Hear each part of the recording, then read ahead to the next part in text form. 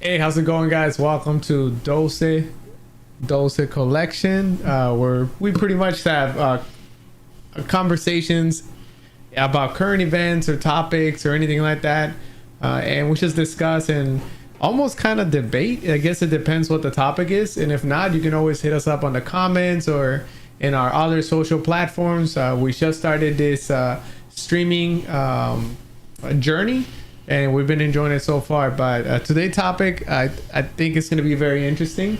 It's going to be unique for sure, and I'm excited about it. I'm excited to get into it. Have you ever felt like life is moving too fast? Like you're trying to keep up, but somehow it still feels behind. You scroll, you compare, you try to stay motivated, but deep down, there's this emptiness that doesn't go away.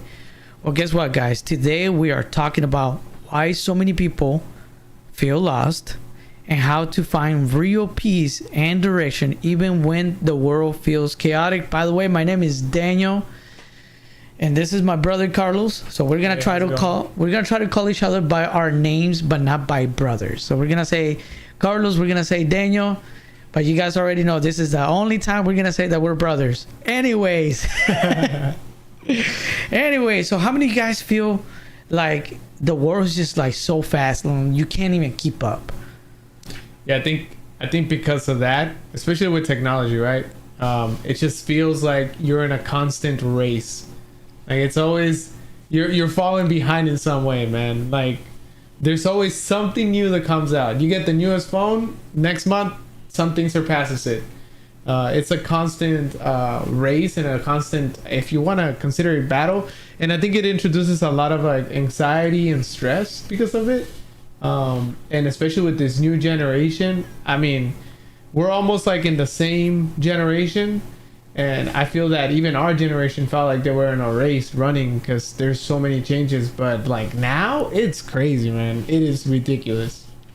That's correct, Carlos. Right now, we live in a generation that's more connected, yet more confused than ever. Wouldn't you say that? Yeah, I would have to agree. More connected is 100% right. There's so many ways that you can get information or contact somebody. I mean, there's so many platforms. Before, it was either you had remember Yahoo, bro? Yes. Like it was either you're texting or Yahoo, or you're using the phone. Do you remember where like you could only use the phone, like one person in the home can only use the phone, and you had to share that landline, like, and if somebody else picked it up, you could hear the conversation, like there was no privacy. Now it's like there's so many ways of communicating and getting information. That is true. Technology has advanced so much, and there's so much information out there to the point where, because of lack of principles and values on home, there was a whole conversation on Kick. We were talking about that on previous podcasts. Because of lack of principles and values, we find ourselves getting confused with so much information out there. Yeah, you're so easily now persuaded, convinced, tricked. Man, especially with all this new technology, and I'm not talking about just video effects. I'm talking about now the disposition and availability for everybody to get that. Back in I wasn't, maybe I was alive, but when the internet, I was alive. When the internet started expanding, that was one of like the biggest concerns. Like, oh man, like this is a powerful tool where we can all get connected, and there was a fear to it, And the crazy part, I guess it's not crazy, but in a way, thankfully, it was made public. It was made public for everybody to access and to get. It was public domain, and I think that was the start of what we are now looking into. But now it's just the growth is intense. It's immense. Yes. I think in a way, I don't think the world was really truly ready for this massive information and connection. And now we're dealing with different problems. Everything is being shaped right now. Our government is being shaped because of this kind of communication, because of this kind of technology. So we're going to talk about some key points. We're going to identify the problems the best that we can. So we're going to start with one. We're going to start with constant comparison through social media.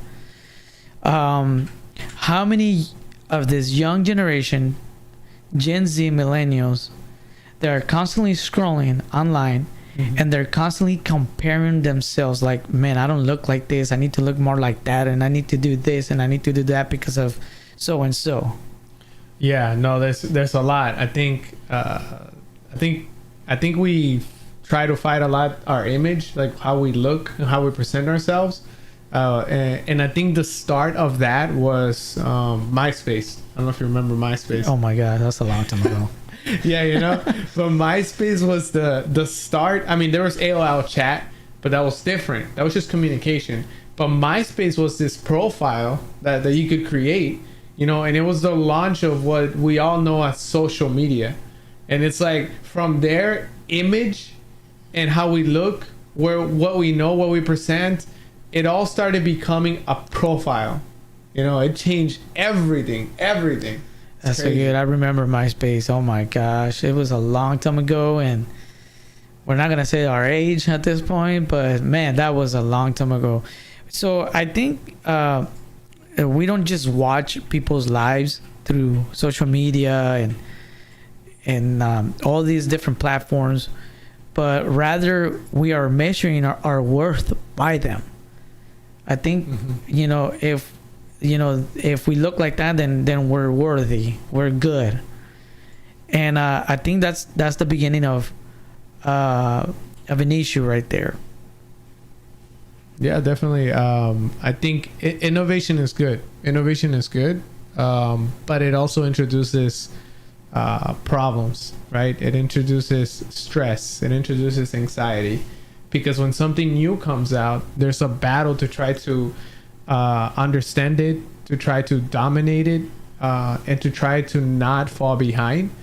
And I think that introduces a lot of stress. Technology, it has induced a lot of that innovation anxiety. I mean, AI plays a huge role in amplifying this stresses through a lot of technology changes that happen on a daily. I mean, AI can do almost anything now. They're incorporating in a lot of stuff. And even though there is advantage to it, makes things easier for us, it triggers anxiety about job displacement and adaptation, right? It's in a certain, like a certainty about the future with AI. It's It's so innovative that you can cheat now with AI with almost anything. Yeah. Come on, let's be realistic on this one. Come on, Yeah. young generation. Come on. You can cheat on anything. You could do your homework with just AI. Yeah, before you had to be like super creative. You know, like I remember in high school or even in middle school, people would write answers in their hands or in their, you know, in a piece of paper somewhere and hide it. But the crazy part is like you're actually researching the information and you're putting it down somewhere. Where now you don't even have to think. You just like You made a bot think, an AI. yeah, it does the thinking for you. That's why in an article in the Guardian, it was talking about the golden age of stupidity. That's where we're at. The golden age of stupidity. We That just is rely crazy. on AI. I remember back in my days when I was in high school, I remember they used to like roll it up right here, like on the glass. Like you could like roll up like a toilet paper and have like the answers. And then also like with the ladies, like in their skirt, like in their leg, like they would just Yeah. pull up their skirt a little bit and like And have all the the answer. information was there. I thought that was like super creative. But at the same time, I'll be like so judgmental. Like, look at those cheaters. They don't even study. They don't even memorize. But it's true, Carlos. They're actually doing some kind of research and writing it down somewhere right. because of they couldn't retain it, right? So they was just like, let me write it somewhere so I don't forget, which is very interesting. It's like another way of studying by cheating. I don't know. That's weird. But now with AI, it's like there's no such thing. Like it does everything for you without you not thinking. Almost like you're just a flesh. And Daniel, like I was mentioning, there is like advantages in innovation, right? There's advantages of maybe like even AI it knows how to teach you, right? If you use it properly. But the issue is that it's coming so fast, ridiculously fast, that by the time you figure out how to do something, there's already something happening, or people are just implementing it without even studying the capabilities or where it's gonna end up or what it's gonna do in their companies, in their research. It's crazy, like how fast. I think AI is like a double-bladed sword.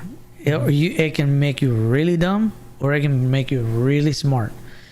If you know how to have discipline, I think in anything, if you have discipline, even with those tools, it can take you far.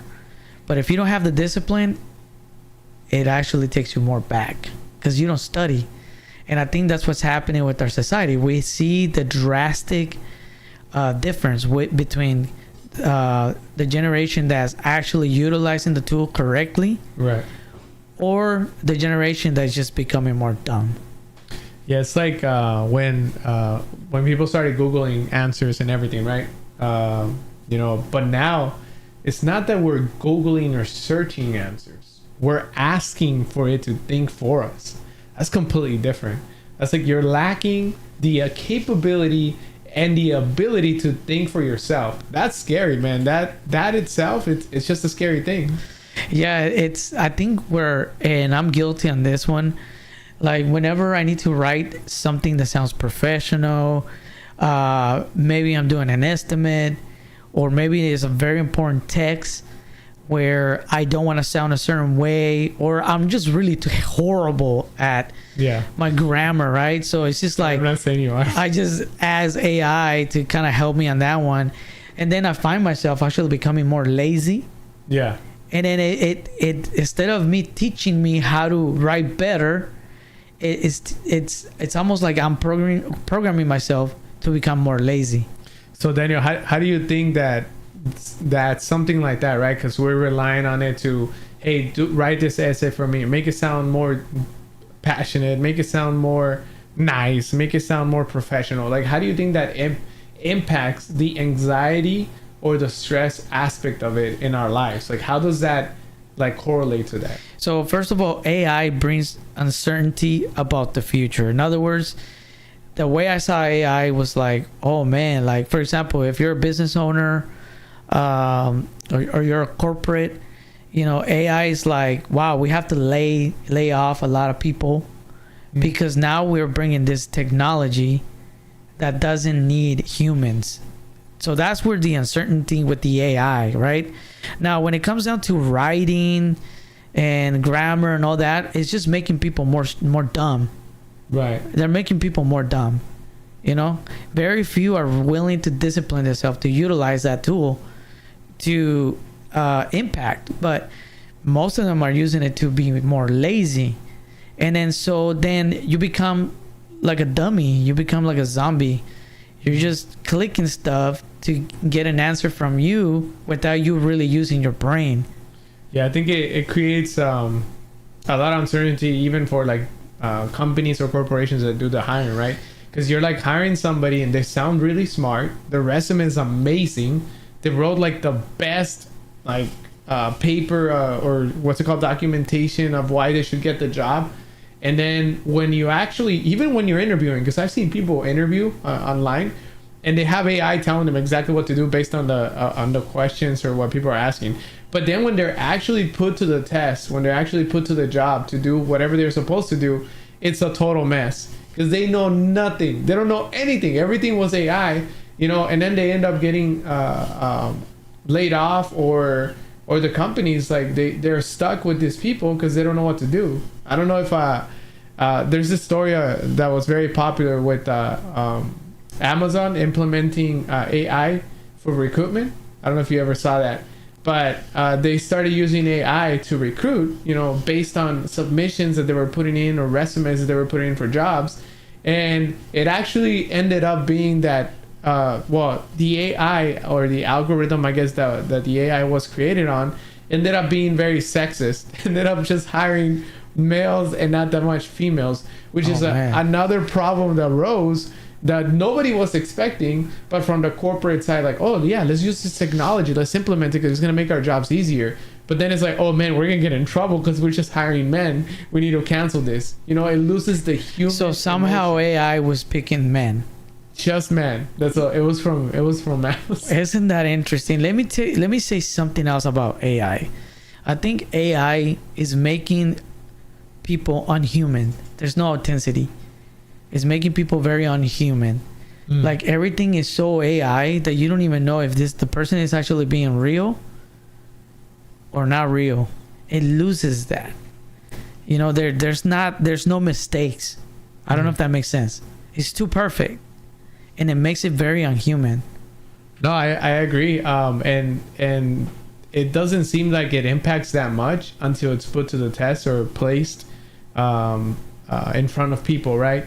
And even, okay, let's say you're trying to utilize AI to create something even artistically, it still doesn't show that. Like another popular thing that was a huge like scandal was like Coca-Cola when they did an AI commercial, and everybody was upset about it because they said that it was lacking creativity and the human touch. It was like a Christmas commercial that they made.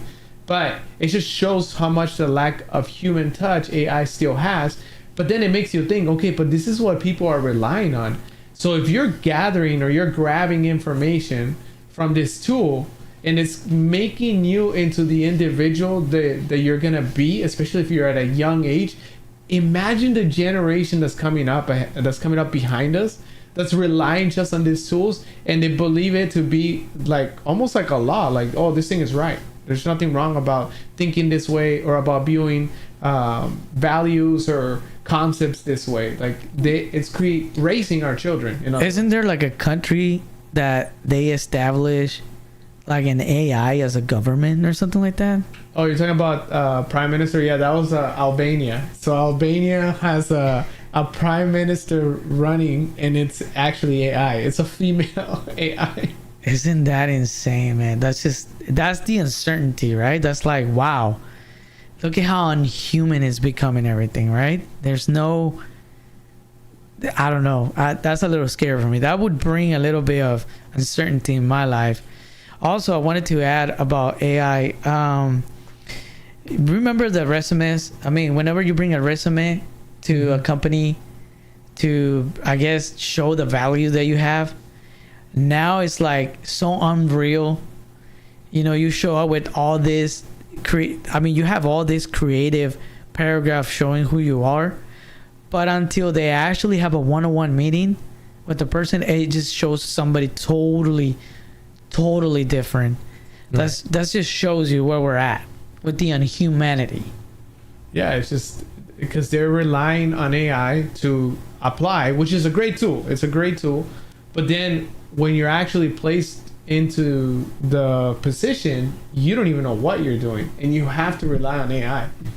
So you are going to bring, maybe that first wave is going to bring innovation, right? Because even if they don't know what they're doing, they're just going to implement AI and just make it work, and it's going to be amazing. But then when something happens and that gets removed from their lives, valen, como like you say in Spanish, bro. That's it. Game over, bro. Like, they don't know what to do. They don't know what to do because they relied so much on this tool.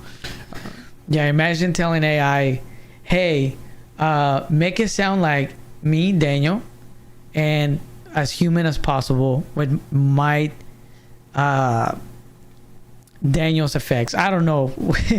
And then AI knows you so well to the point where it almost gives you the characteristics, even when your writing skills, which is a little intense for me. That's like, wow, that's so much. All right, guys, so we're gonna bring another key point. So we talked about AI, career, we talked about a little bit of identity. Now, how about relationships with AI? And I mean, think about this. Let's take the AI out. Let's just talk about relationships. Nowadays, relationship is so crazy because there's so much information out there that it almost feels like there's a gray area for the millennials and the Gen Zs, because the way we grew up was so conservative that we knew it was male and female. That's it. Yeah. But now with this new generation, all this LGBTQ stuff came in place, and it brought that gray area that is just like uncertain, right? Yeah, and also not just even like just in that category, but also in politics. Before, like, you were not like, hey man, are you, or hey ma'am, or whatever. Nobody approaches somebody. It's like, hey ma'am, hey what? But what I'm saying is, are you a liberal? Are you a conservative? Are you a Republican? It's like that would be the approach, right? Like, yeah, like now it's so are you big. Conservative? That way I can call you hey sir, hey ma'am, right? It's like, how do I approach you? But that's what. How do you identify yourself? That's what I'm saying. I'm just kidding. Yeah. No, but that's what I'm saying. Like, it's now such a norm. Like, think about it. In the 90s or even in the early 2000s, nobody cared if you were a Democrat, Republican, conservative, liberal. Nobody cared, bro. Nobody cared. I never saw that anywhere. And now it's like, you put conservative or you put liberal. In this case, mainly conservative. You put conservative and people are like, yeah, I'm not talking to that guy. Or I'm not talking to that. See, when we mention conservative, we have a commonality. And that's the principles and values. We all believe practically in the same thing. That's conservative. Yeah. Right? Male, female, that's it. It's just, we all believe that, all conservatives. So that's the reason why we're mentioning that. We're emphasizing the way we are emphasizing it right now, because it's so difficult now. And I think now in our society there's so much confusion, and that's where the uncertainty is coming in. So that brings that stress, that anxiety of like, man, like, how do I even approach somebody, right? Yeah, and even approaching somebody, sometimes people, now it's like, not people, but some women find it disrespectful. Like, what made you think you can approach me? What made you think you can talk to me? Like, it's so crazy. Or you don't even know if who you're talking to is who you're talking to, which is even scarier. That's scary. That's correct. Do you have something that you were gonna add with particularly in this, or a video, or do we continue with the points? No, I don't have any videos. Oh, okay, all right. So the next key point that I wanted to bring up, it's mental fatigue. Mental fatigue. Now, this is where life is constantly running. You're just running, doing so many things, but you never get anything done. Has anybody felt that way? What about you, Carlos? Is there a moment in your life that you feel like, man, I'm doing so many things and I never get anything done? honestly, it kind of ties down to the whole innovation of technology, because when you feel that it's so fast now that when you think you're catching up to a certain thing, something new comes out, and that stresses you out because you're trying to stay up to date or ahead so that you can be successful, especially if you're an entrepreneur, especially if you're trying to make something successful. You have to know what is current at this moment in time. Even doing this podcast, it's like, you have to do your research, and you have to know before you even make an assumption of getting into a topic. That is so interesting. There was statistics. I don't know if I said that right. Statistics about Gen Z's. What were they looking for, in their everyday life? And they said it was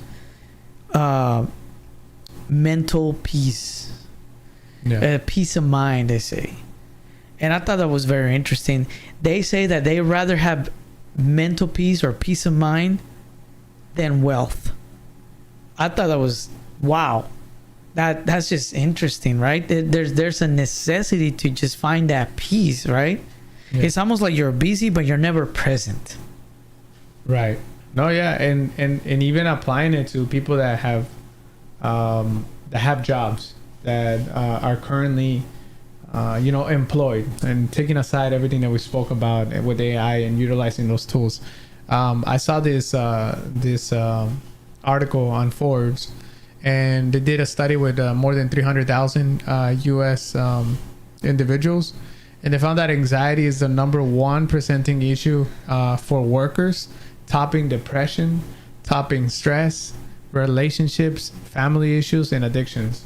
So, like, I think there's such a rise right now. I just don't know if it also correlates with technology. I don't know if it's because of that, or simply because everybody feels like they're playing this race that's a catch me. Like, can I catch up? Can I catch up to that person? I believe, I do believe the internet, I believe the social media is actually responsible of programming and living this lifestyle because of the scrolls. Right? We're always like, information, and swipe. And subconsciously is programming us to live that kind of lifestyle. Right. The hardest thing in life to learn is to be patient in humanity. And that's something that we're lacking right now. Do you think that because of social media, or because of this whole new scroll concept where you just go up and down real quick and more information and new things come up, but we're also easier to criticize, do you think that's making us more toxic? Do you think that's making us more or less empathetic? Yeah, both. Not only that, but let me add something else to that. Okay. It also makes us not go to sleep. Not rest. That's good. It does not let us rest because our mind is constantly running. Right. And we're not resting. So if you don't rest and you wake up the next day, you're tired, and then you go to work, and something that we can easily do at work, but somehow it's so heavy. Oh my gosh, there's so much work. And now we have all these lazy people, fatigue people, full of anxiety, because there's no discipline with social media, internet, and all of these things that are bringing and just slapping our faces because we don't have control over that. That's why I keep saying that I think it's innovation in technology that brings in so much anxiety, because there's so much information getting shoved. And most of the information, it's not that you're getting good information. It's just what now we consider as brain rotting, where you just watch things that are not going to be helpful. That's good. That are not going to be useful, that are not going to help you advance in any way. And you're just doing this doom scrolling over and over. Do you know that we scroll in a lifetime 20 years? That's crazy. 20 years. Wait, say it again. Do you know that we scroll in a lifetime 20 years? That should tell you, out of those 20 years, that should be more than a doctor's career, right? Yeah. I mean, think about it.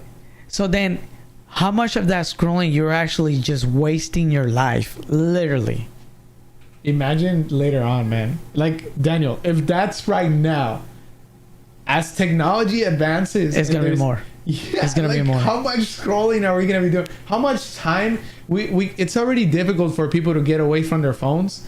Just imagine how it's gonna be in 10, 15 years, 20 less. It's just going so fast. So let me add something with the scrolling. What happened is our brain is designed to survive. Anything that you introduce into your brain is gonna be shocked at 1st, and then it thinks and needs it. So what's happening is all this scrolling, the brain is like, I need that to survive. Right. So all that cortisol, dopamine coming in, like I need it. And by the way, it's not just social media, it's other stuff on the phone.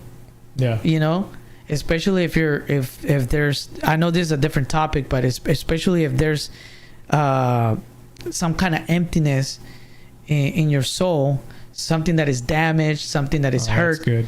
You know, you're gonna be scrolling until you fulfill yourself, right? And then that brings it into an addiction. Yeah. To a whole nother level. And then we can add how much PORN comes into, especially the guys, Corn. into our life. Corn, they say corn, to the point where it's almost like a norm. It's like every day, if you don't have it, you know, because that's what the brain does. It does it to survive. Yeah. It needs it. Imagine how much of, because it's not like how it used to be. So the ability or the capability of getting somebody hooked, I mean, everybody gets hooked all the time just downloading social media, right? You get hooked, you start watching one video, you go to the next one, and you get hooked. This algorithm that starts getting created. Now imagine implementing on that algorithm an artificial intelligence that can manipulate, that knows exactly the amount of seconds, the amount of minutes that you need to get you even more hooked and even more tied to that. Exactly. Now add it to corn, and an algorithm to that. Think about it. AI is designed to please you. AI is designed to study you, to see what you like. Yeah. And then that's what makes it scarier. It brings something out of you. Mm-hmm. You know, it brings something out of you that is a little scary. Yeah. You know, it that's why corn, the fantasies, they start going even more intense than they should. Yeah. So it starts bringing something out of you that it's not meant to be. Because look, we all have a good and we all have an evil, and one of them has to dominate. Which one? Is it good or is it evil? And unfortunately, our tendency is always to go for the evil. Unfortunately. So the whole reason with Doce, the whole reason why we're doing this is because we want to bring awareness to our community, to our society, and to the whole world, what's really going on right now.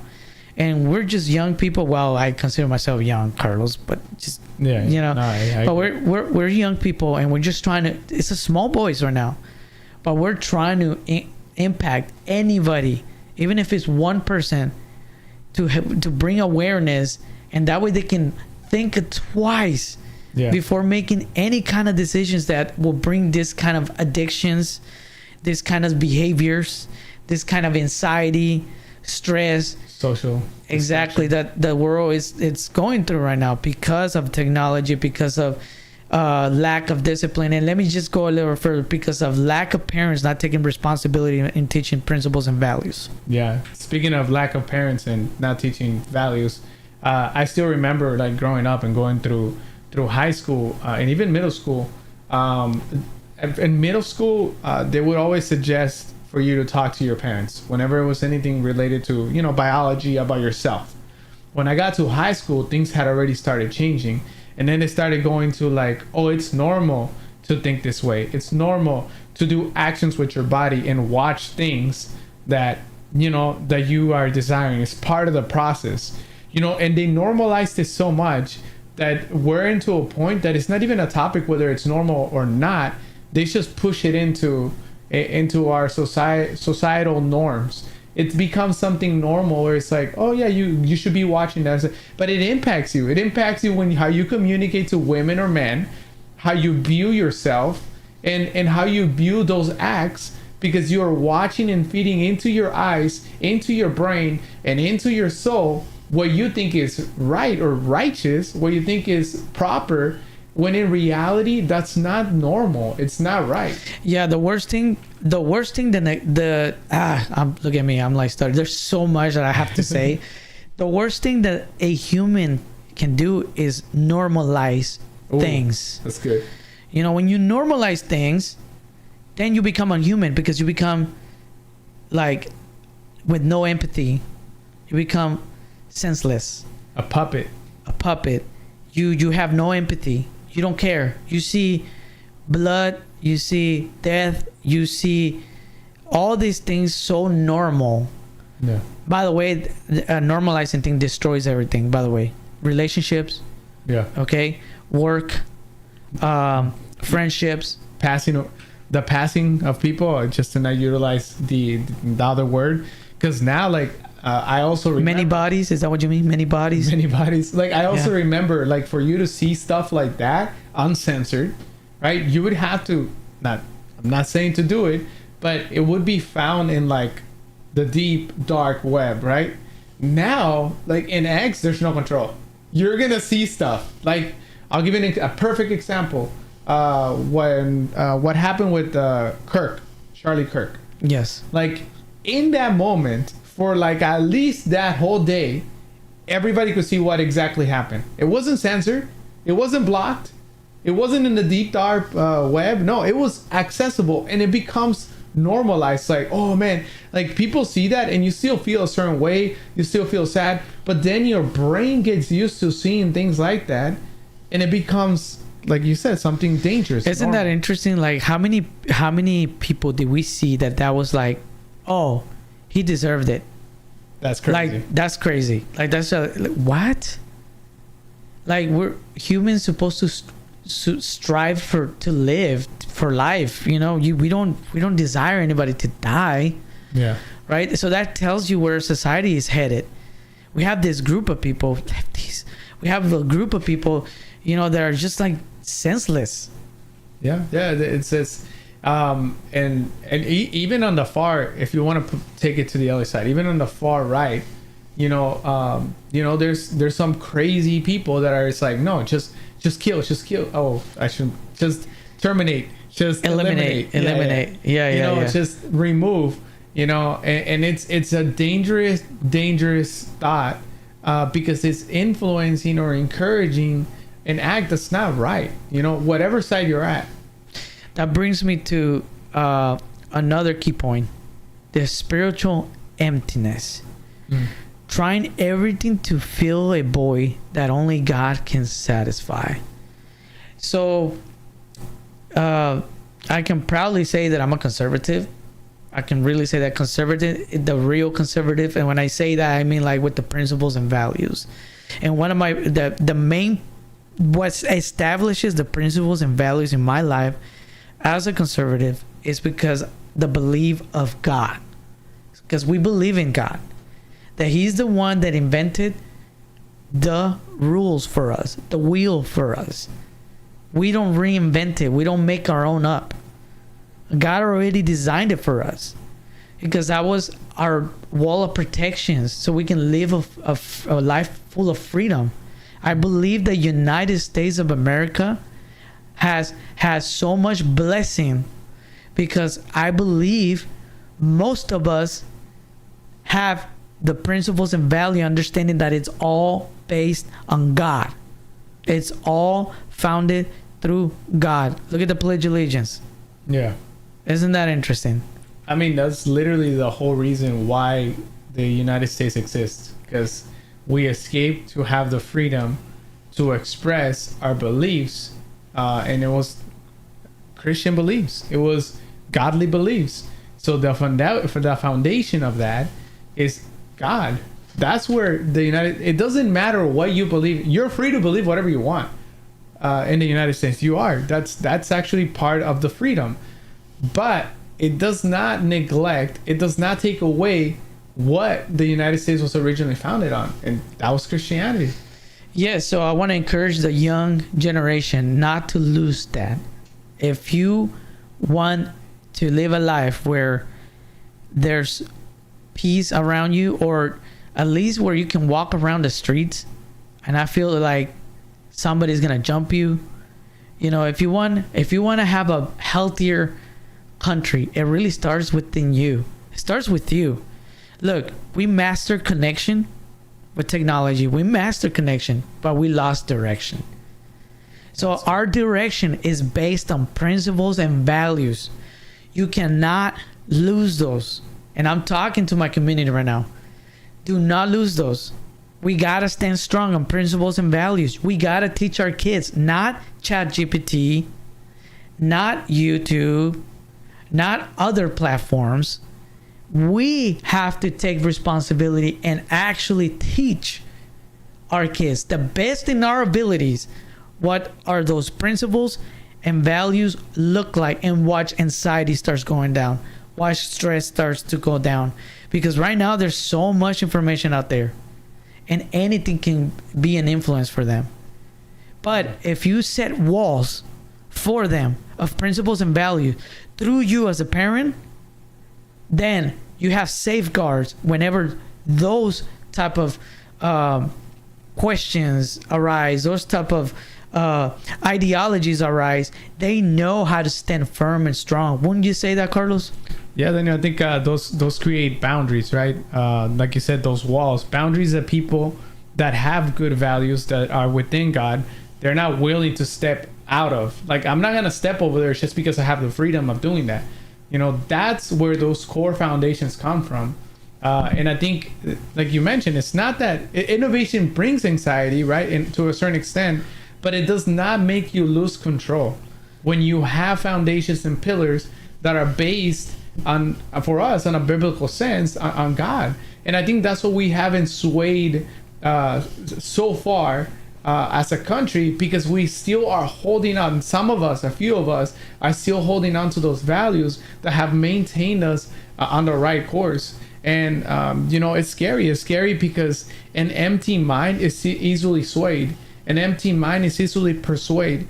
But one that has that is centered on God, one that is that has the foundation in God, will not be swayed by any ideologies that come in, or technology, or innovation, or thoughts, or other like random ideas that come up that sound good at the moment, but we know deep in our hearts that it's not right. Like, we know we are not going to be moved and persuaded by those ideas. Peace is not found outside.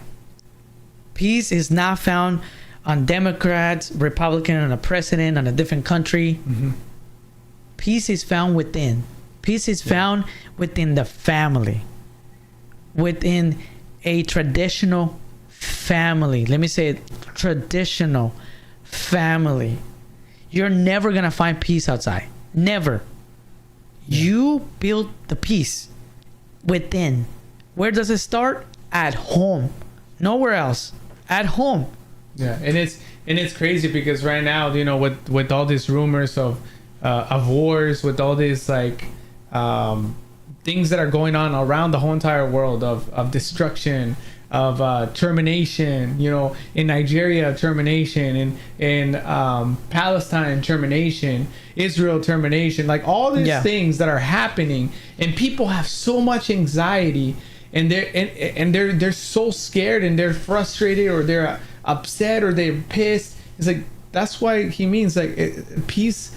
You're not gonna find it in this world. It's not in this world, and it's not gonna be Trump. It's not gonna be Obama. It's not gonna be, I don't know, some new president, Kamala, or whoever is gonna be running next time. That's not where you're gonna find peace and answers and satisfaction. You're not, because even though those people run, they still have their agendas. They still have their own values that they're gonna pursue. But in reality, what is gonna, because they're humans. Yeah, because they're humans. Because they're human. That's why it doesn't matter who it is. It might be somebody, which is something that we should strive for whenever it comes down to voting. You know, if it's somebody that practices the principles of God, and it kind of aligns to what we believe, that is good. That is good. But just remember, our peace is not found through somebody.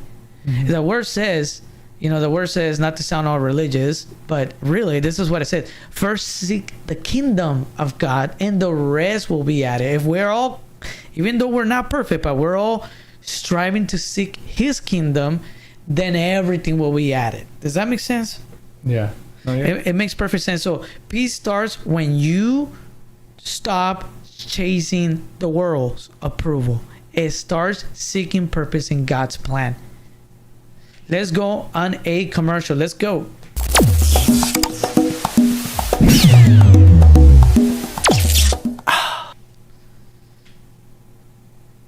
All right, guys, Flux Nutrition. If you are seeking to find more peace, if you're seeking to find more peace, less stress, less anxiety, first of all, it starts with your nutrition. Flux Nutrition, we bring something that you might be lacking in your body: the nutrition, the minerals, all the necessary nutrition that you need. Flux Nutrition at Cinco Fit, at Cinco Ranch, within the gym and Cinco Fit, we have a nutrition bar actually right there established for those people that are seeking for a better, healthy lifestyle. Let's go. Yeah, and also just to add on to that, Flex Nutrition is also for the whole, all over, wherever you are in the United States or in any, almost any country. I'm gonna say 96 countries. You can just reach out to them, just look for Flex Nutrition, and they'll be able to help you with achieving your goals. For that young generation that is constantly scrolling and looking for some kind of affirmation through social media, let me just say this: you're not behind. You're not behind. Okay. You're not supposed to compare yourself to anybody. You could be in chapter 2 and they could be in chapter 10. That doesn't mean that you're behind. You're just in a different phase of your life. Okay. Next thing, you do not need to have it all figured out. Yeah. You do not have to have it all figured out. Clarity comes through consistency. Do the next right thing. That's it. Don't overwhelm yourself. You gotta meet where you're at and then start from there. Don't try to become everything in one hit. There's no way. You're never gonna accomplish anything like that. Yeah, I think because there's a lack of identity, people try to become what they're not, or they try to be something that's hip and trending, right?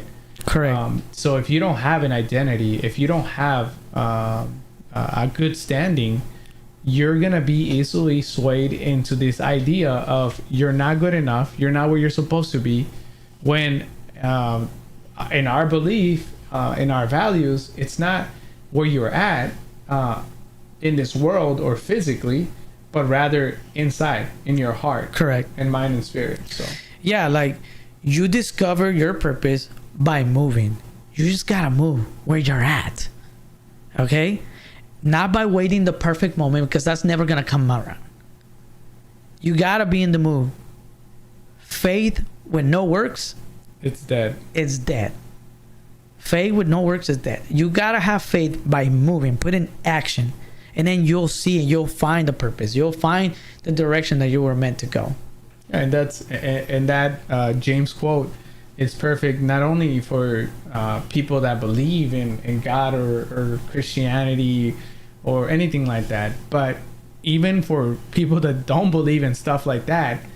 It's true. If you don't believe what you're doing, you're not gonna move. You're not gonna advance. Why? Because if you don't believe, then you're not gonna have passion to do whatever you're doing. You're not gonna have a motivation or an intent to do what you want to do, because your heart is not in there. Yes, Carlos, that's so good. And just to finalize, one more point: peace does not come from the outside. It builds on the inside. Now let's look at Philippians 4:7. It says, "The peace of God surpasses understanding.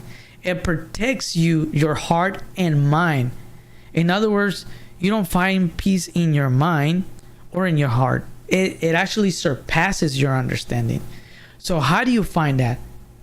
through a discipline of a relational God. There's something out there that actually thought of you, made you to exist. That something out there is the only thing, which is not a thing, that can actually give you all the necessary things that you need in life. And one of them is peace. Peace comes from God.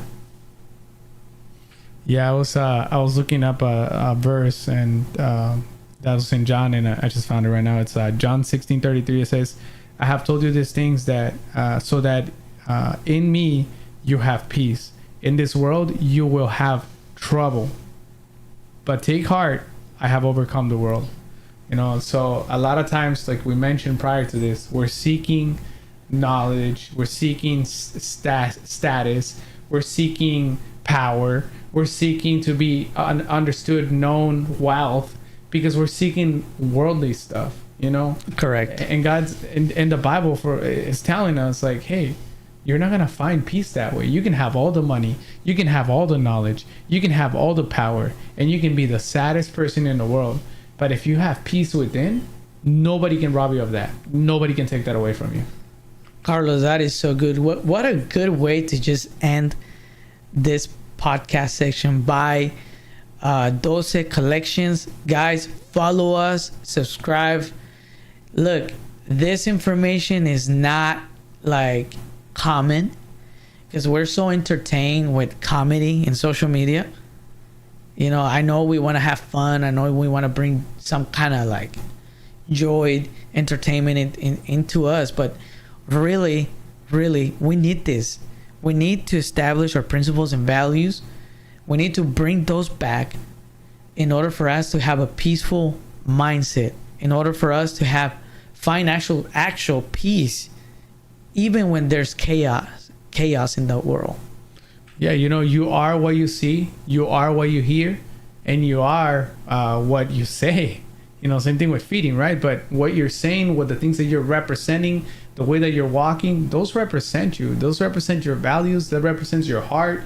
That represents where you are in your life. And that's what Doce is trying to change and accomplish. We want to have values that are going to change, you know, your life and the world as a whole. And you know, what we're saying is, it's not common it's easier to see something that's fulfilling to your eyes in that instance, in that moment. But when you're listening and hearing something that is fulfilling to your soul, now that's powerful, because that you take with you forever. That is right, Carlos. Thank you so much. God bless you guys. Follow us on our next podcast section. God bless you guys. Take care.